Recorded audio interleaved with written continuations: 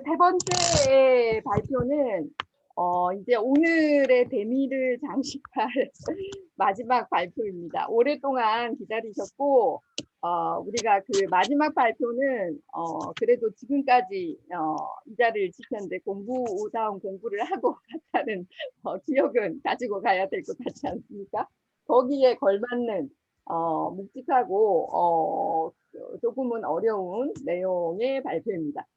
공주국립대의 김연재 선생님께서 주역의 변통적 경계와 포스트 휴먼의 가치관, 상발의 단파술에 착안하여라는 제목으로 발표를 해주시겠습니다.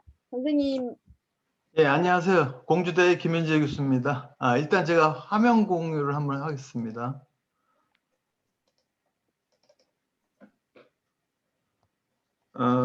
저는 중국 철학 전공이고요. 주 내용은 이제 역학 전공입니다. 주역 관련 전공이고요. 주로 이제 연구는 뭐 서사나 뭐 생태학이나 복잡기나 도상학이나 이쪽에서 이제 융복합이라고 하는 역학 응용 분야 쪽에 많이 치중하고 있습니다. 오늘 발표 주제도 이제 사실은 이제 동양과 서양을 접맥시키고 또 이제 주역의 사회 방식하고 포스트 휴머니즘 사고 방식 접맥시키는 그런 취지입니다. 아까 기조 강의 하신 분들 얘기 들어봤는데 이제 그 주 메뉴는 이제 인간중심주의에서 탈인간중심주의 넘어간다 뭐 이런 거였던 것 같아요. 근데 저희 동아시아학은 이제 좀 다릅니다. 접근 방법이 좀 다르다고 봐야 되는데 저희는 기본적으로 이제 자연과 인간을 구분합니다. 일단 구분하고 일단 구분한 상태에서 절대 이제 뭐 동일체가 될 수 없죠. 일체가 될 수 없기 때문에 분명히 인간과 자연은 구분하고 그 구분 상태에서 통합으로 나가는 어떤 방식을 취하는 거죠. 그래서 그런 측면에서는 이제 포스트 휴머니즘에서 말하는 이제 탈경계성 이런 것들하고 이제 맞아 떨어집니다. 이제 제 입장에서 보면 이제 그걸 정리하면 이런 거죠. 경계 구분을 넘어서는 이제 통합적 경계 이걸 추구하는 게 동아시아 학이고 그 대표적인 이제 보편적 이념이라고 할까 이런 것들이 이제 천인합일이죠. 물론 천인합일은 뭐 여러 가지 표현이 조금씩 다릅니다. 뭐 천인상응, 뭐 천인일본, 천인일체 뭐 이렇게 써 있지만 아무튼 동아시아학은 이제 기본적으로 천인합일의 이념하에서 이제 뭐든지 논의가 가능한데요. 그러면서 이제 동아시아학은 엄밀한 의미에서 이제 우리가 보통 하는 얘기가 이제 과연 동아시아학에서 철학이라는 무엇이냐 이렇게 얘기했을 때 저희는 그거를 이제 천인학이다. 그러니까 하늘과 인간의 관계학 아니면 자연과 사회의 관계학 이렇게 이제 규정할 수 있습니다. 아시겠지만 철학이란 말은 이제 일본 사람이 그렇게 번역을 했다고 그랬죠. 그래서 아무튼 뭐 제 주제의 방향은 이쪽으로 돼 있고요. 기본적으로 이제 휴머니즘이라는 게 이제 근대 이후에 그 인간에 대한 인식이나 의식이 바뀌는 거죠. 그래서 잘 아시겠지만 니체 같은 경우는 뭐 신은 죽었다 이렇게 얘기하는 표현 중에는 이제 인간의 주체 의식을 강조하는 그런 측면이 있다 이렇게 말씀드릴 수 있고, 그 다음에 이제 푸코 같은 사람은 뭐 인간은 죽었다 이렇게 얘기했을 때는 이제 인간 자신이 가지고 있는 회의론 같은 이제 측면이 강한 거고요. 그 이후에 이제 토마스 쿤이 이제 패러다임의 과학적 이론을 했을 때는 이미 이제 진리의 확실성보다는 이제 진리의 불확실성으로 시대가 바뀌는 그런 상징적인 표현이었습니다. 근데 우리 주역 쪽에서는 이제 이런 진리의 불확실성 아니면 불확실성 시대에 사는 인간의 모습이 어떻게 되는가 이런 것들을 벌써 3000년 전에 암시적인 측면을 보여준 것들이 많습니다. 그래서 그 제 논문 제목을 보시면 이제 변통의 경계라는 표현을 쓰죠. 그래서 변통이라는 게 이제 사회공학적으로 이제 스스로 변해야 소통하고 소통해야 이제 뭐 목숨이 오래간다든가 아니면 뭐 행복한 삶을 산다 뭐 이런 식의 얘기고요. 여기서 이제 경계라고 할 때는 그거는 이제 일반적으로 경계선의 경계가 아니라 어떤 그 경지, 지평 이런 의미로 쓰입니다. 그러니까 아시겠지만 경계라는 표현이 한 3가지 뜻 이상이 됩니다. 경계선의 경계 아니면 지평의 경계 아니면 뭐 경계를 선다.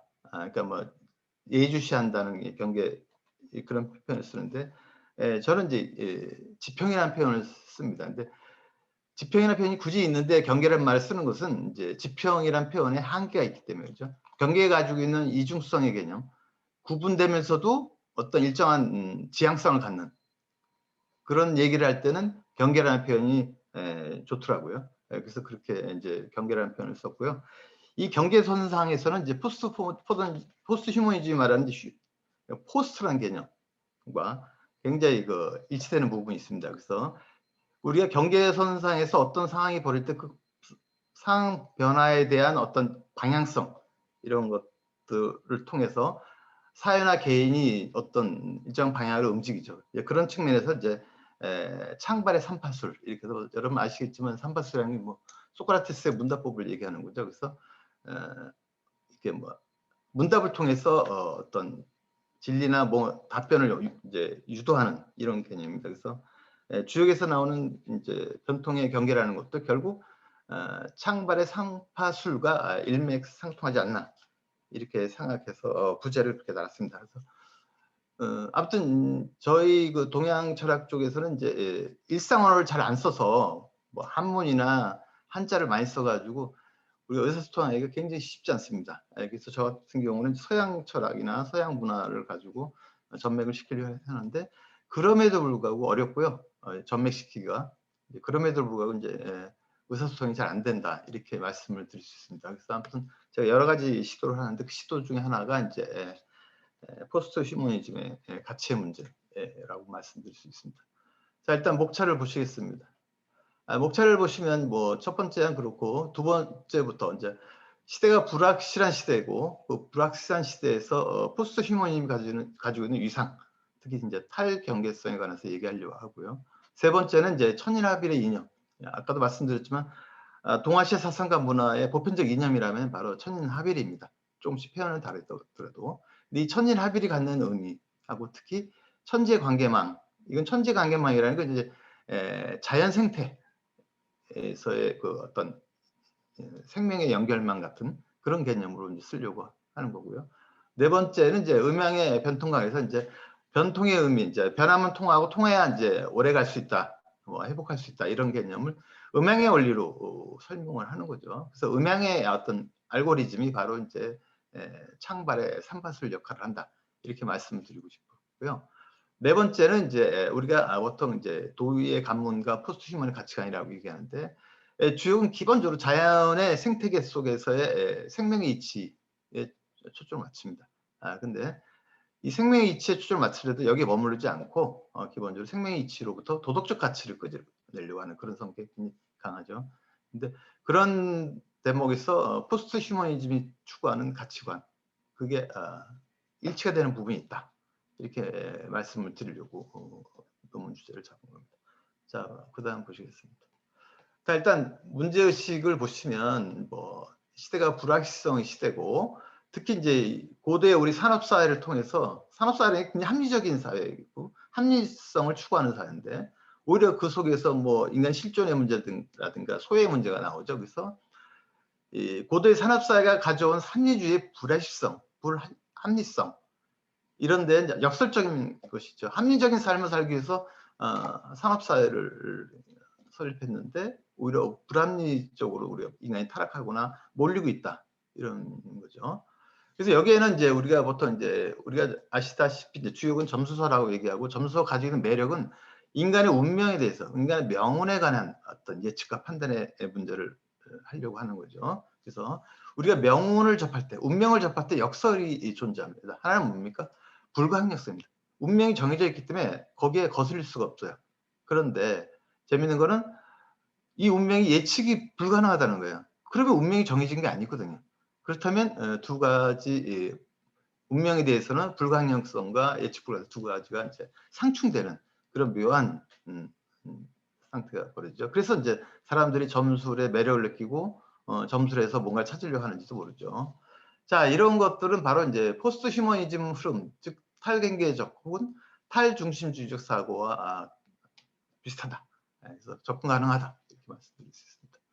자, 일단 주역이라는 그 세계, 그 주역의 세계관은 기본적으로 이제 우한의식이라고 해서 이제 우리 주역이 쓰는 말인데 이 삶이 불안하고 걱정스럽죠. 그래서 그 불안하고 걱정스럽기 때문에 점술의 어떤 그 기능을 빌려서 삶을 어떻게 개선해 보려고 하는 것이 이제 주역 세계관인데요. 가장 기본적인 포인트는 그겁니다. 존재가 변화하는 가능성, 거기서부터 그로부터 가치 지속 가능성을 찾으려고 하는 거죠. 우리 삶이라는 거죠. 인생이라는 거죠. 뭐 행복하고 싶어서 돈 많이 벌기 위해서 높은 관직에 오르고 싶어서 이런 것들은 기본적으로 어떤 가치의 지속성을 원하기 때문에 그런 겁니다. 그냥 우리가 태어날 때부터 잘 먹고 잘 살면 죽을 때까지 우리가 뭐 존재니 뭐 가치니 이런 건 따질 필요가 없죠. 그래서 주역의 어떤 그 기본적인 관점은 바로 이제 존재의 변화성으로부터 가치의 지속 가능성을 모색하는 그런 부분이 있다. 아시다시피 이제 지속 가능성이란 말은 이제 지속 가능한 발전이란 말에서 유래되는 거죠. 지속 가능한 발전은 이제 유엔에서 1992년부터 어떤 지구 자원의 한계 안에서 인간이 얼마나 발전할 것이냐, 그렇게 발전돼야 된다는 지구의 제한된 자원 하에서. 그래서 거기에 지속 가능이란 말은 이제 자연 생태적인 개념이 굉장히 강하죠. 물론 발전이라는 건 경제학 쪽이지만, 그래서 지속 가능하다는 말만 저희는 철학적으로 도입을 해서 지속 가능한 말 그 자체가 이미 생태주의, 생태학 이런 것들이 반영된 용어다. 이런 것들을 전제로 지금 시작을 하고 있습니다. 그다음에 이제 창발의 삼파술이라는 부분이 있죠. 창발의 삼파술이라는 것은 이제 아까도 말씀드렸지만 경계에 있을 때 어떤 창발이 나올 수 있다는 거죠. 항상 뭐 위기가 기회다, 뭐 그렇죠. 그런 표현하듯이 창발성을 낳는, 창의성을 낳으려면 전체와 부분, 변화와 안정, 통합과 분화 등의 경계를 넘어서는 통합적 경계로 나아가는 그런 부분이 필요한데, 창발의 삼발술은 바로 그런 방식을 함축적으로 갖고 있다, 이렇게 말씀드릴 수 있습니다. 그래서 이 제 논문의 취지의 논점은 이제 도의 관문과 포스트 휴먼의 가치관이라고 하는 건데, 여기서는 우리가 이제 생명정신이라는 표현을 저는 쓰길 좋아합니다. 그러니까 분명히 이제 생명이 중요하고 생명 없이는 뭐 아무것도 의미가 없는 건데, 기본적으로 이제 생명의 이치로부터 도덕의 가치를 이끌어내는 그 과정에서는 반드시 뭐야?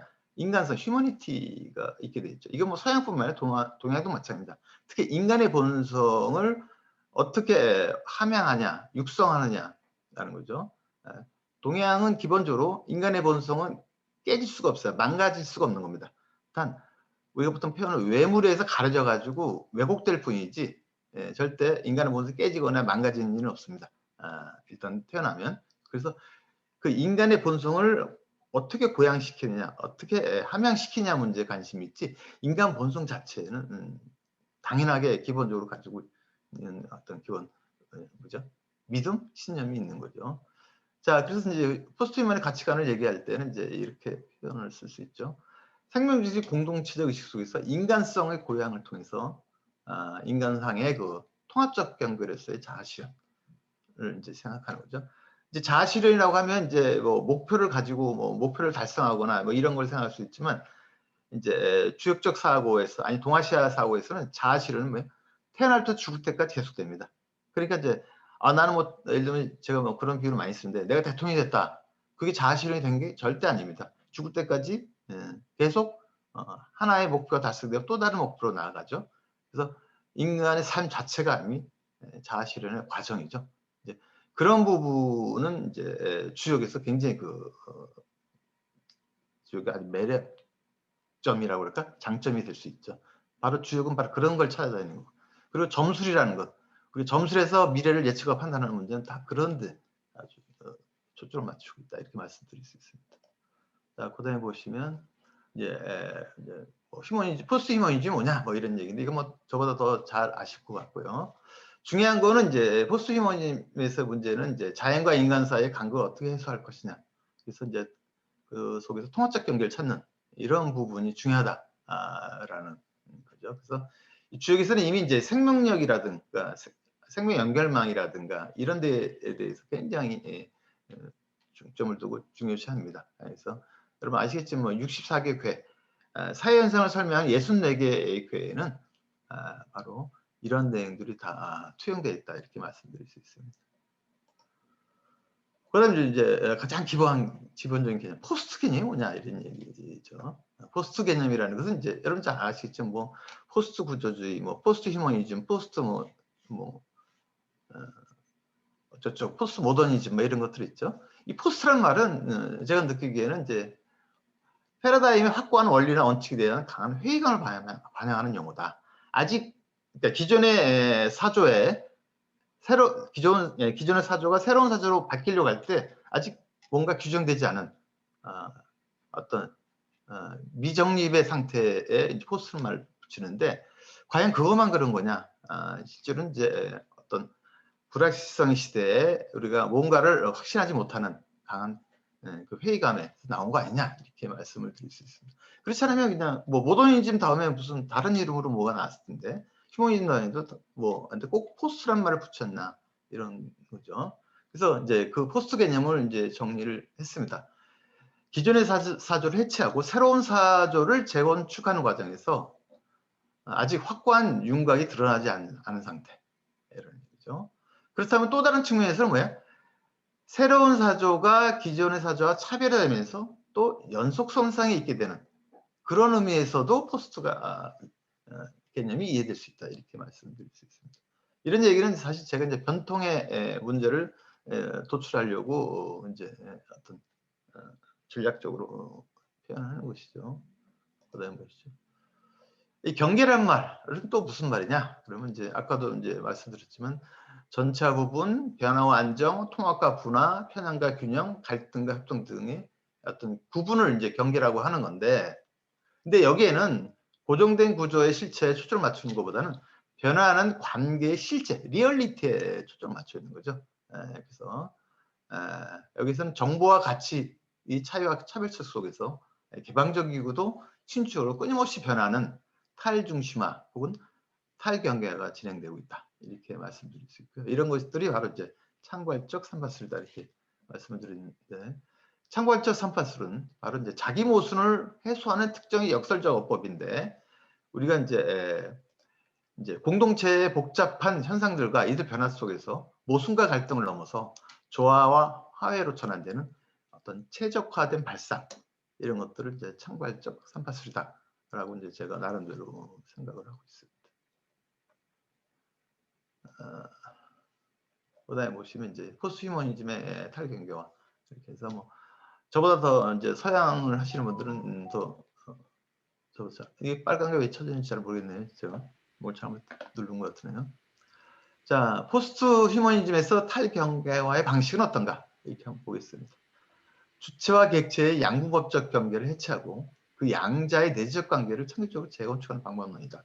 이렇게 말씀을 드릴 수 있고요.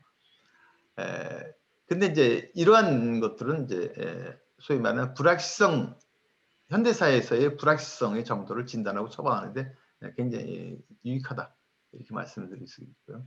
이 경계에는 이제 관계주의라는 맥락이 존재한다라는 겁니다. 그래서 이 관계주의라는 말은 세계 변화에 대한 인식에서 혼돈과 안정, 불변과 가변, 결정과 과정들 사이에 경계선에서 변화무쌍하게 요동치면서 적응하면서 발전해가는 또 진화하는 이 탈경계의 과정이다.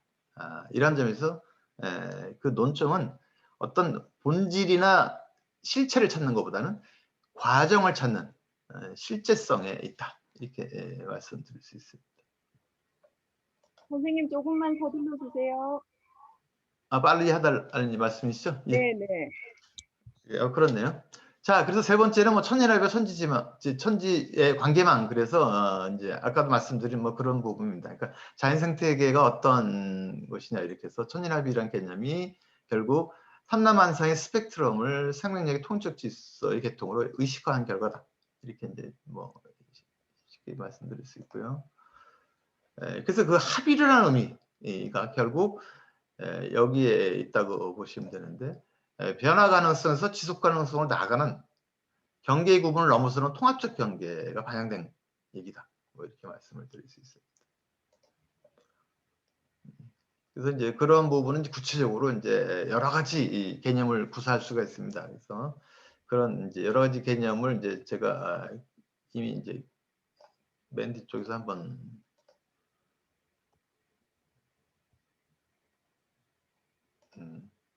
써봤는데요. 이 경계에 있는 역설적인 표현들은 이제 뭐 생명의 창조력, 뭐 창조의 생명력, 이게 이제 두 개 같은 내용 같은데 이제 말장난을 치는 거죠. 생명에는 창조력이 있다는 거고 또 창조적인 어떤 생명력이 있다, 뭐 이런 얘기죠. 또 생명의 실제성과 실제 생명성, 뭐 이런 경우, 뭐 안정의 지속성과 지속의 안정성, 이런 논리는 바로 경계 구분을 넘어서는 뭐 경계, 이런 차원을 지닌다는 얘기죠. 그래서 이 관계주의적인 사회공학적 차원에서 보면 이제 아까도 말씀드렸듯이 생명의 이치와 도덕 가치를 연속선상에 놓고 세계의 실제, 리얼리티와 창조적으로 관계짓는 열린 체계가 가능하다. 이렇게 이제 말씀을 드릴 수 있습니다. 여기까지입니다. 감사합니다. 너무 뭐 휙 지나갔는데 아무튼 제가 말씀드리고 싶은 얘기는 다 드렸습니다. 나머지 구체적인 사항은 뭐 제 원고를 읽어보시거나 참조하시면 될 것 같습니다. 감사합니다. 네, 감사합니다. 그, 우리 동양의 사고 속에 이미 포스트 휴머니즘이나 포스트 모더니즘과 상통하는 그러한 그 공동의 요소가 있었다는 것이 놀랍고, 그것을 잘 드러내어서 밝혀주신 시간이었는데요. 혹시 개념이 잘 이해가 안 되거나 질문이 있으신 분 있을까요?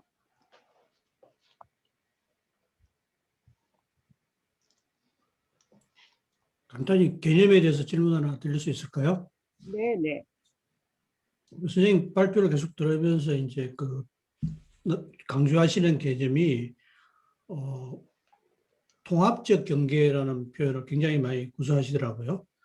그랬을 때 이제 저는 이제 아마 서양 철학을 제가 전공해서 아마 그런 연상이 되는지는 모르겠지만 경계라 그러면 일단 가르는 거잖아요. 뭔가 분할하고 그랬을 때 이제 조금 더 경계를 우리가 유연하게 생각해야 된다고 한다면은 경계의 통합이라든지 뭐 그렇게 저는 서술할 것 같은데 선생님은 그 경계라는 말이 계속 뒤에 있고 통합적 경계라고 해서 이 통합적 경계라는 게 뭘 의미하는 걸까라 좀 궁금함이 생기거든요. 그래서 그 개념에 대해서 통합적 경계라는 표현을 고집하실 때 그것의 정확한 어떤 그 내용이라 그럴까요? 왜 그게 여전히 경계라는 이름을 가지고 있어야 되는지 거기에 대해서 좀 궁금한 마음이 듭니다. 네, 말씀 잘하셨어요. 제가 이제 그거는 이미 아까 말씀드렸습니다. 이제 결국 자연과 인간, 뭐 자연과 사회의 관계는 구분져야 된다. 아까 인간 중심적 이렇게 해서 뭐 그런 표현들이 있지만 저는 이제 그거에 동의하지는 않고요.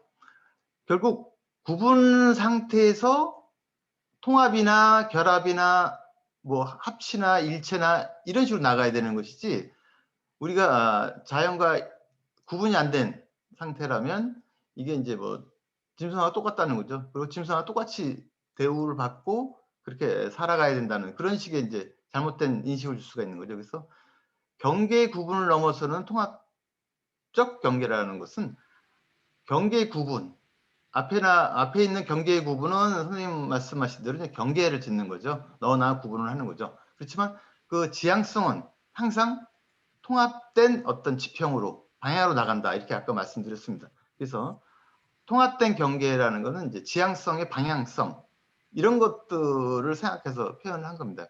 경계의 통합 그러면 아까 말한 경계의 구분된 거를 통합한다는 뜻입니다. 근데 통합은 안 된다고 봐야 돼요. 동양 우리 쪽에서는, 동아시아 쪽에서는 어떤 지향성이나 방향성은 가질 수 있지만 완전히 그거를 뭐 인위적으로 만들거나 아니면 진짜 자연과 인간이 합치되거나 뭐 자연적 생태계와 인간의 삶이 일치되는 그런 경우는 사실 없죠. 그러면 그게 인간이겠습니까? 인간이 의미가 없는 거죠. 그래서 통합된 경계란 말은 이제 지평이란 말로 쓴 거고요. 경계를. 경계 구분이라고 하는 것은 아까 말한 이제 섹터, 구분되는 거, 너와 나와 가르고 자연과 인간, 아니면 자연과 사회를 구분하는 그런 의미에서 이제 말을 표현을 전략적으로 표현한 것이죠. 그러니까 경계를 통합한다. 그렇게 되면 이제 곤란하다. 경계를 통합할 수 있을까? 인간이 신이 아닌 이상 어려울 거다. 이렇게 저는 생각하고 있습니다. 답이 됐는지 모르겠습니다. 네, 감사합니다. 연속해서 질문 좀 드려도 될까요? 네, 최강대 네. 선생님. 간단히 그러니까 경계 통합이라고 했을 때 보통 포스트 휴머니즘 보통 경계 통합이라고 용어를 얘기를 많이 쓰시는 것 같은데 통합적 경계라고 하시면 무슨 의미신지는 정확하게 설명을 해주셨는데 그러면 통합적 경계라고 했을 때 포스트 휴머니즘과의 차이가 있을 것 같고 휴머니즘과의 차이가 있을 것 같아요. 그러니까 여기에서 포스트 휴머니즘의 어떤 공주 시점을 볼 수 있다라는 것이 논문의 주제인데 그런 반면에 또 차이도 존재하는 것 같고 휴머니즘과의 차이도 존재하는 것 같고 그걸 이미 교수님께서는 또 전제를 이미 분석을 하셔서 하고 있으신 것 같이 느껴지고 그런 어떤 그런 느낌이 든다. 혹시 답변해 주실 또 가르쳐 주실 게 있으시면 주시면 더 좋을 것 같다는 생각이 먼저 들었고요. 두 번째는 주역의 가치 지속 가능성 모색이라는 말씀을 하셨는데 이게 포스트 휴머니즘하고 무슨 관계가 있는 건지 빠르게 발표가 넘어가서 명확하게 설명이 안 된 것 같기도 하고 가치 지속 가능성 모색 포스트 휴머니즘과 무슨 관계가 있을까 하는 의문이 들더라고요. 예, 그렇지만, 네. 질문이 두 개신가요? 네네. 일단 초경계나 이쪽 단계에서 포스트 휴머니즘하고 연관시키고요. 지속 가능성의 문제는 이제 주위 가지고 있는 그 어떤 그 포스트 휴머니즘을 넘어서는 어떤 그 단계를 얘기하는 거고요. 우리가 보통 이제 뭐 동양이나 서양이나 비교 철학, 비교 문학의 결론은 똑같습니다. 다르다는 거죠.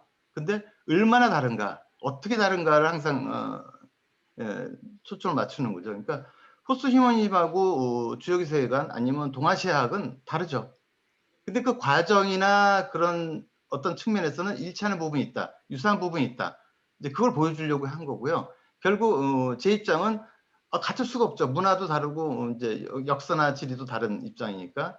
단 그 과정에서의 유사성, 초경계성, 탈경계성이죠. 탈경계성이나 통합적 경계를 나아가는 이런 부분들은 굉장히 유사하다. 그리고 이제 구체적으로 얘기 안 했지만 이제 음향이 알고리즘 같은 것은 바로 초경계성을 이제 유도하거나 그걸 이제 해소할 수 있는 어떤 그 방법적인 장점을 가지고 있다. 이렇게 말씀드릴 수 있습니다. 답이 됐나 모르겠네요. 질문에. 아무튼 뭐 그러니까 다르다. 그건 분명합니다. 그러니까 누가 뭐 열등하다, 누가 잘나다 이건 아니고요. 다른 건 다른 겁니다. 단 그 과정이 비슷한 측면이 있기 때문에 그걸 전맥시켰다 이렇게 말씀드릴 수 있습니다. 예. 네, 감사합니다. 예.